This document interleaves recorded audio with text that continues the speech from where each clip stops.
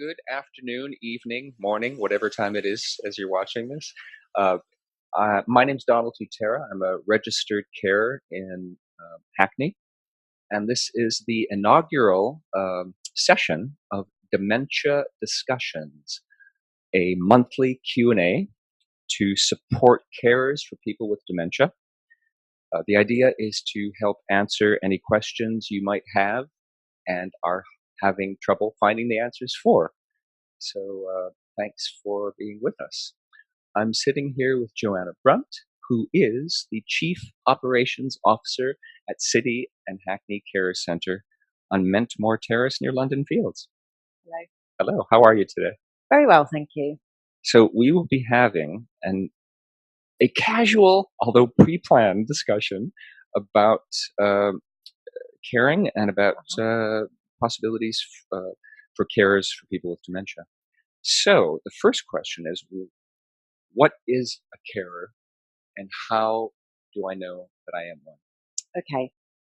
So firstly, we need to distinguish between paid carers and unpaid carers. So here at City and Hackney Care Centre, we support unpaid carers.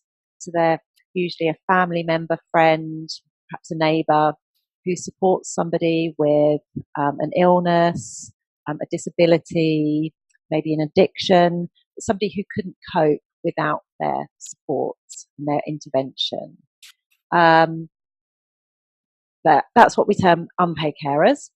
And then you have paid carers who are engaged in a professional way in providing personal care and support to somebody who has the care and support needs. And they may not necessarily be related at all. Absolutely, yes. So a professional carer. Right. Good. Find that very well. Thank you. So you sort of already, can a person get paid to care for a family member? Is that possible?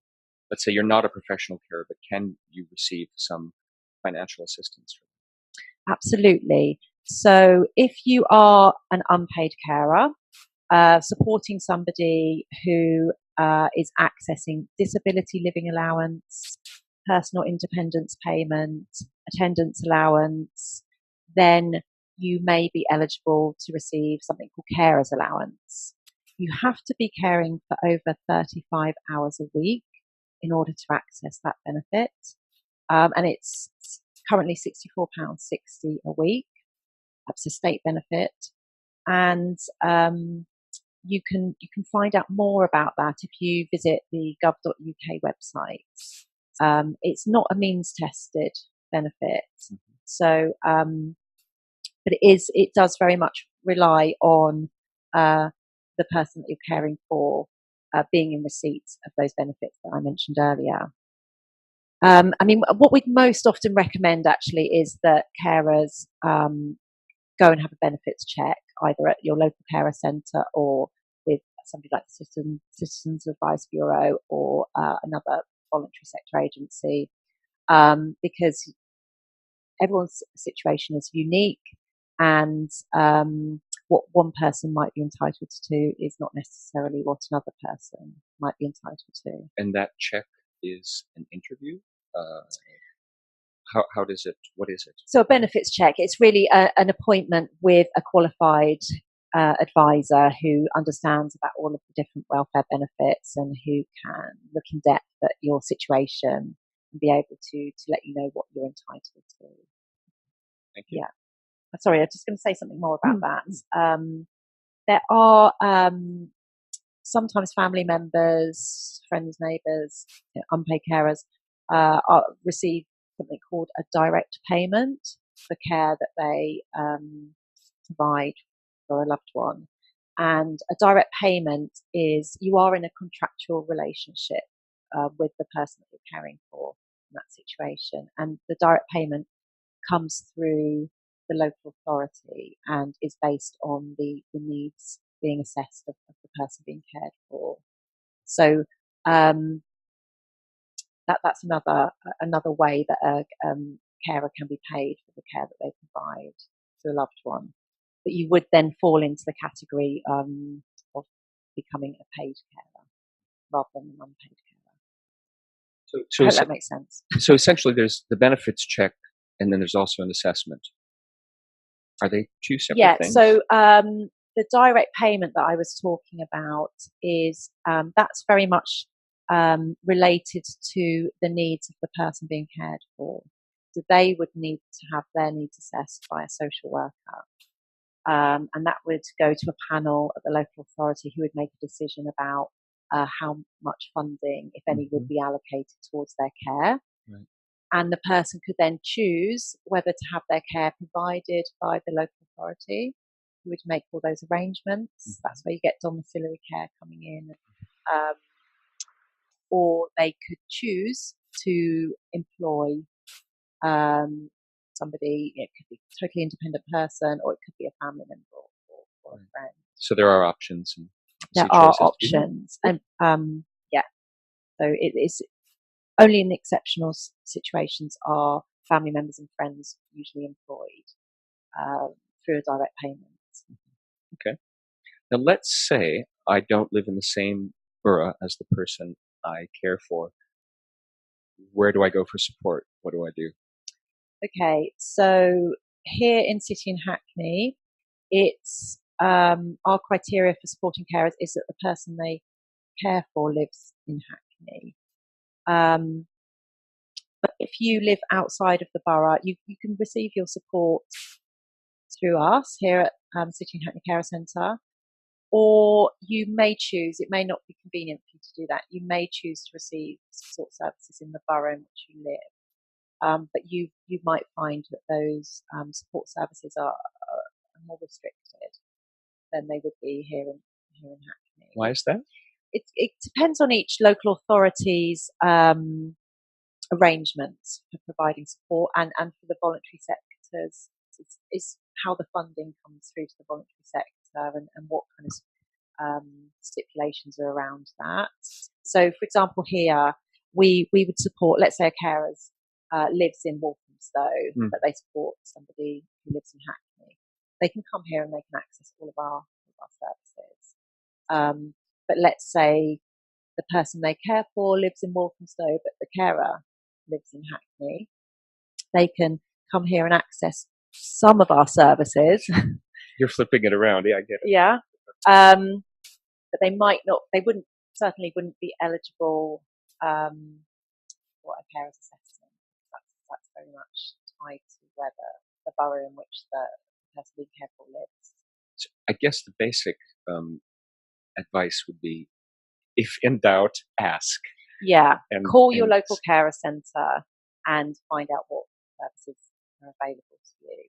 It will be, it will vary across the different regions and the different boroughs. Is there much overlap between, let's say, between Hackney and Walthamstow? Do you communicate with each other, or not? Or do you tend not to? Well, do you, if there is this separate boroughs thing, do you have some, maybe not official, but there'd be some contact if necessary, or some dialogue? Absolutely. Like very often we signpost people to other carer centres, and we sometimes talk to the other carer centres about their situation, try and get them help.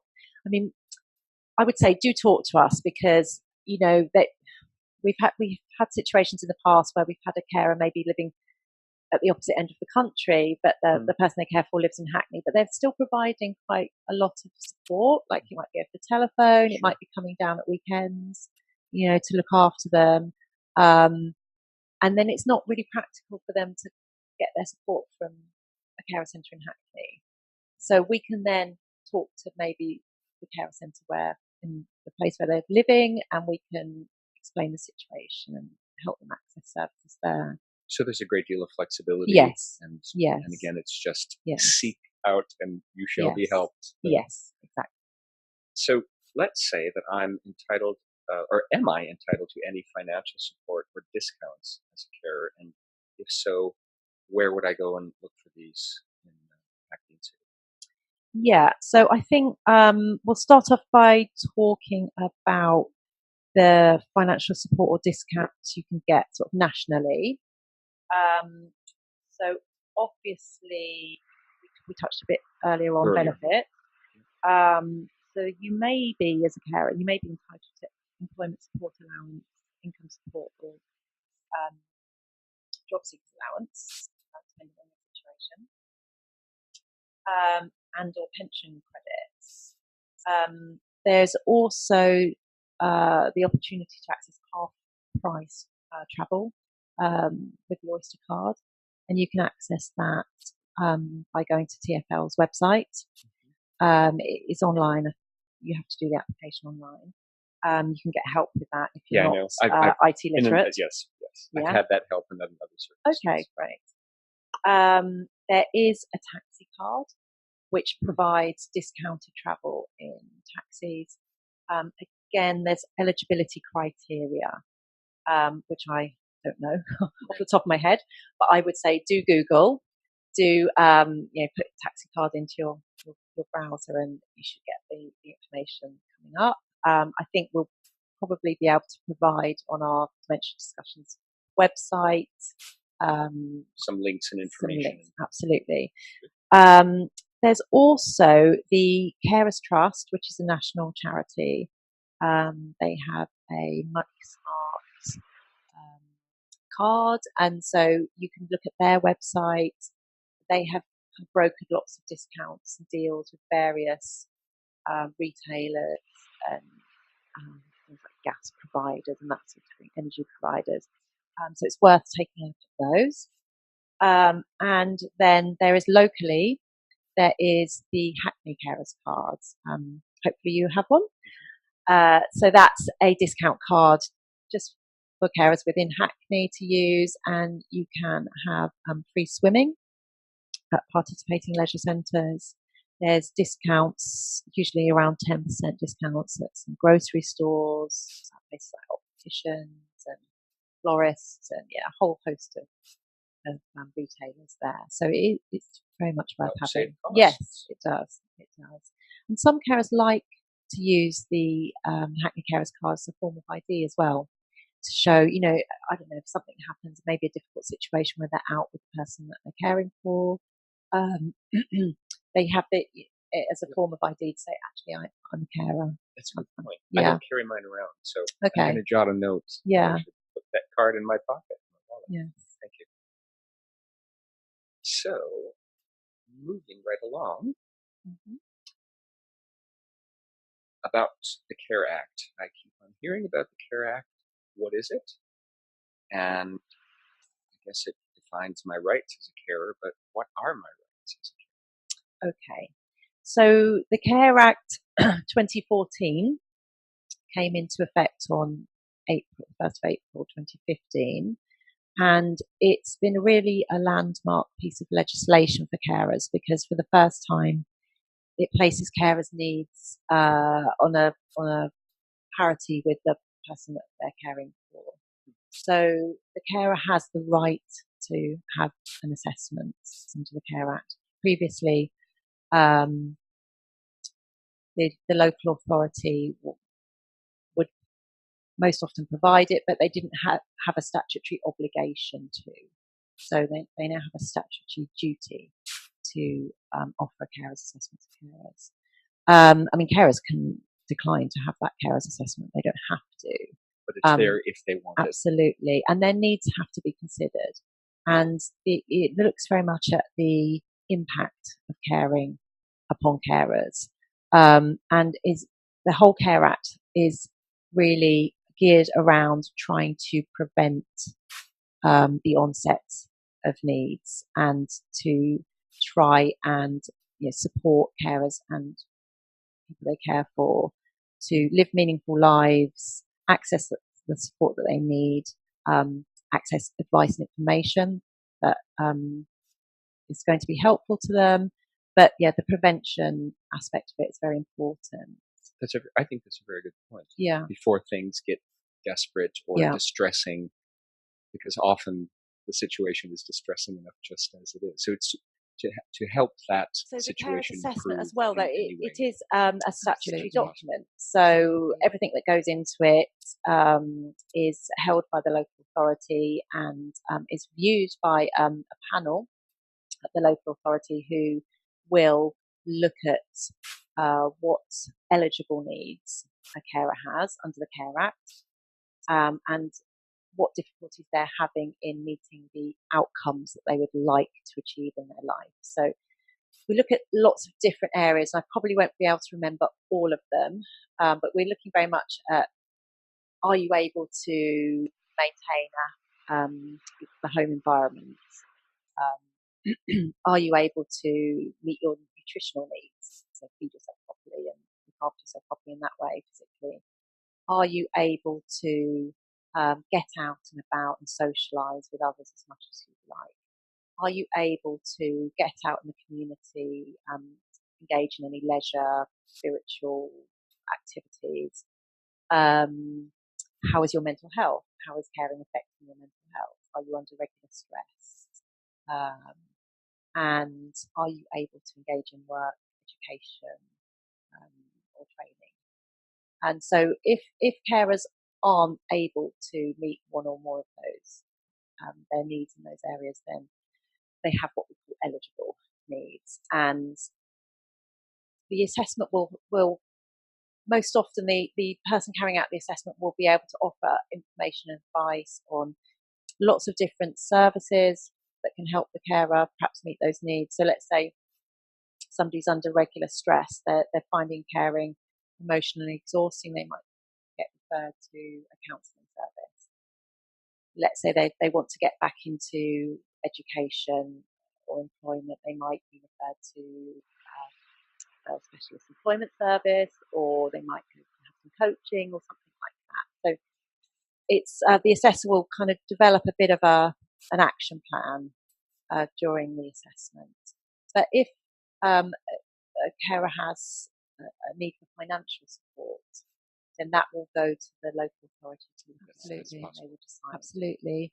So you do have the right to advocacy under the Care Act. So if a carer wished to have an advocate present during a carer's assessment, they could request that. But they would need to demonstrate that they required an advocate, that they had perhaps some communication difficulties or something that was preventing them from being able to do it independently.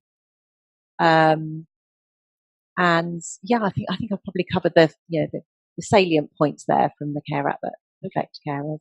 Thank you. And I assume that information is online somewhere. If you Google Carers Act, Care there's Act, loads yeah. of Care Act. There's some really nice summaries of the Care Act, actually, because it's obviously a big document. It's a lot to digest. So perhaps put in summary of the Care Act, and you can get the key points coming up.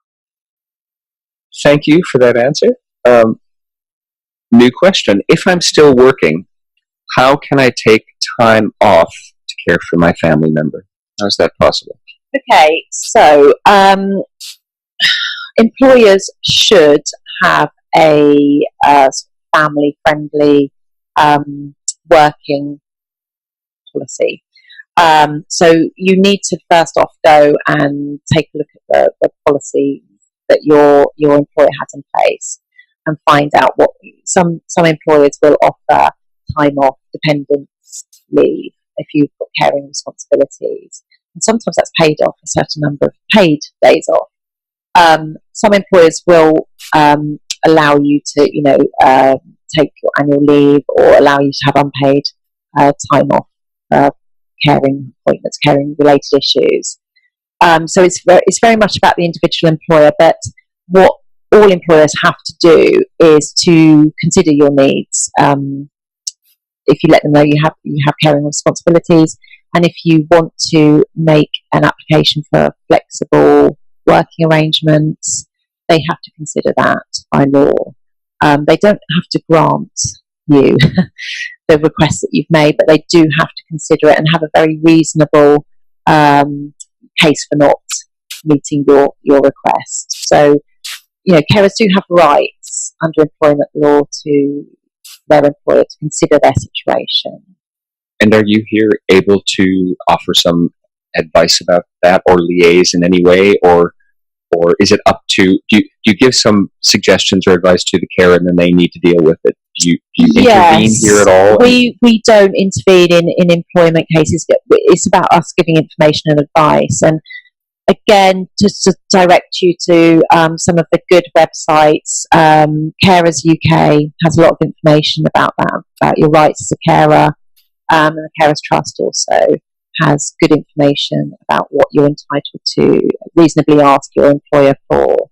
I should say that it's really important that carers let their GP know that they're in a caring role, because not everybody does that. Not everybody considers that to be that important. But your GP can then support you if anything happens, and maybe present a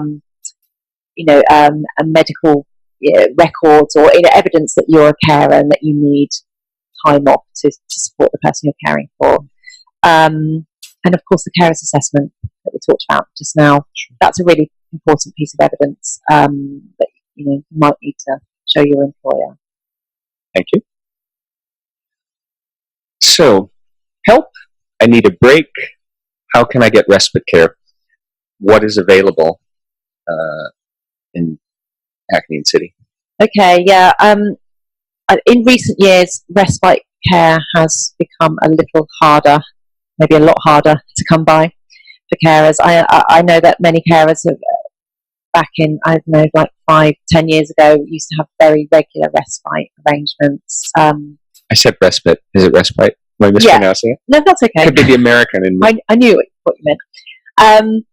So, again, it's important to have your carers assessment, because that's really a statement of the caring that you do, that identifies your need for a break from caring. So which is what that is. It's having a break. I'm sorry to interrupt, but it's about having a break. Is it about going away? Is it about having respite? Yeah. So respite. It can be regular respite, such as having somebody come and be with the person that you're caring for, so that you can pop out to the shops or go and do that aerobics class that you wanted to do, or something, go to the cinema, that kind of thing. It can be that short term. I didn't know that. It could be, or it could be for 2 weeks a year. The person you care for goes, to maybe a care home or something, or go somewhere else to be looked after while you take that, that holiday that you need. So it can take different shapes and forms. There's something in Hackney called the Home Share Daycare Scheme, where people who have carers can go into somebody else's home for short periods of time and be looked after by somebody else. There's various different things that exist.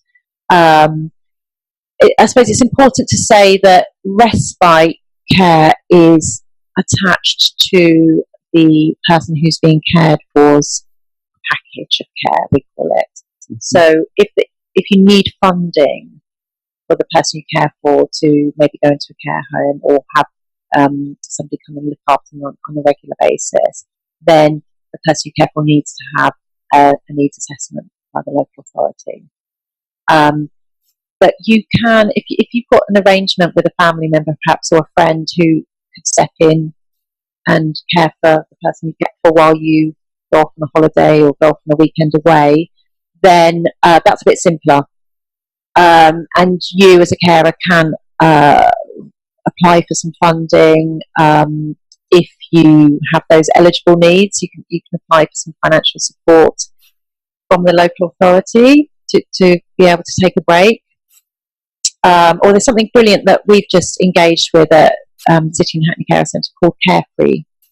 And they are a new organisation who are got arrangements with B&Bs, hotels, guest houses across the country who have, when they have vacancies, they will offer them for free to carers. And so we at City and Hackney Care Centre can refer carers into that service. They can take a friend with them. They can even take children with them, but they cannot take the person that they care for with them. The idea is to have a break. Have a carefree break. So that's a really nice service. And again, we can provide the links to go onto that website and have a look at what's available. Yeah. Thanks for that. So where can I go for any additional support and advice. Although obviously I can come here and get a lot, but Yeah. what other networks are there? Okay. Yeah. So, I mean, there's Systems. there's the local authority are available for support and advice. You can use your local Citizens Advice Bureau. There's obviously the Carers Trust and Carers UK, the national charities that I mentioned earlier, who have a lot of really good information on their websites. And there's a lot of voluntary sector organisations in Hackney and City who can help. If you have some language-specific services, there's Derman for Turkish and Kurdish carers. There's Bika Holim for Orthodox Jewish carers. There's the North London Muslim Community Centre who supports people from Muslim communities and beyond. So that there's an awful lot. There's a Vietnamese mental health service. Kind of every different community in Hackney, I think, is very well served by lots of different voluntary sector organisations. And this is a question that just popped into my head because you're mentioning community centres. What sort of a resource are they, or do you just need to go ask if they know anybody, or do community centres work on behalf of people to hook them up with Hackney City Care Centre? Or not so much? Or? Well, yeah, that's an interesting point, actually. I think it depends how whether the community centre has community staff attached to it. You know, sometimes there might just be a centre manager. It depends on the kind of, I suppose, what funding they receive. And how informed they are in order to offer that possible direction. But that's a part of what we call outreach work that we do here at the Care Centre is getting our posters and our leaflets into places like community centres and libraries and hospitals and all the GP surgeries and things, so that as many community organisations know about us as possible. I should mention, actually, because we're talking particularly about carers for people with dementia, the local Alzheimer's Society, a really rich source of information and advice for carers. Any last words for our public here? Anything? Well, if I would just say, as an unpaid carer, it's a really important job that you're doing. It's often can feel quite difficult, I know, but there are organisations such as ours out there to help you, and I would urge you to get in touch. Even if we can't meet your needs, we would endeavour to signpost or refer you to somewhere that can. So yeah, just pick up the phone.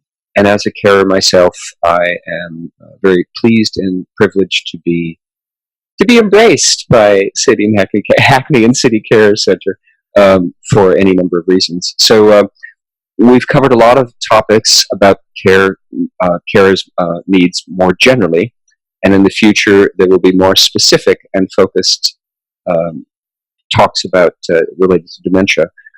But Jo, thank you for being so informed and articulate and helpful, and so long.